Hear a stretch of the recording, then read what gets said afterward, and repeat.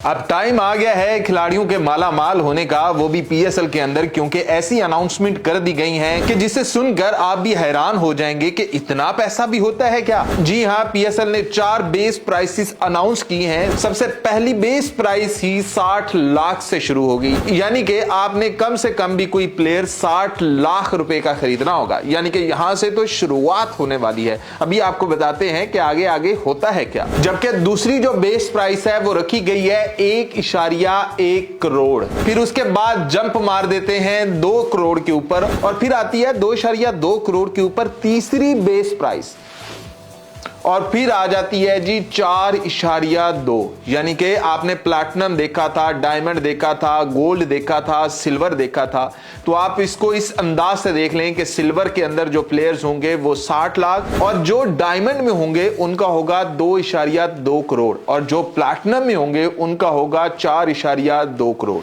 अब यहां मजे की चीज एक और भी है कि अभी जब बोली लगेगी तो कितनी बढ़ाई जाएगी, क्या किया जाएगा। तो सबसे पहले हम डिस्कस करेंगे प्लैटिनम कैटेगरी को। प्लैटिनम कैटेगरी की जो बेस प्राइस है वो 4.2 करोड़ है, तो वहां से बोली की एक शुरुआत होनी है। जो भी बोली लगाएगा उसे हर दफा जो बोली है वो सीधी 15 लाख रुपए की बढ़ानी होगी। यानी कि ये नहीं है कि 4.2 करोड़ 1 लाख या इस तरह से कुछ करते जाएंगे, भाई नहीं, हर बार आपको 15 करोड़ रुपए बढ़ाने।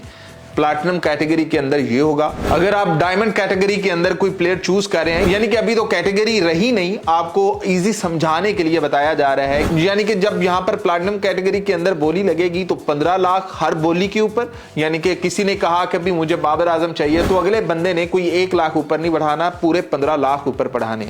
उसके बाद अगर डायमंड के अंदर आते हैं तो वहां पर आपको 10 लाख बढ़ाने, और इसी तरह अगर आप गोल्ड में आते हो तो आपको 5 लाख बढ़ाने हैं, और इसी तरह अगर आप सिल्वर में भी आ जाते हो तो आपको 2.5 लाख बढ़ाने हैं।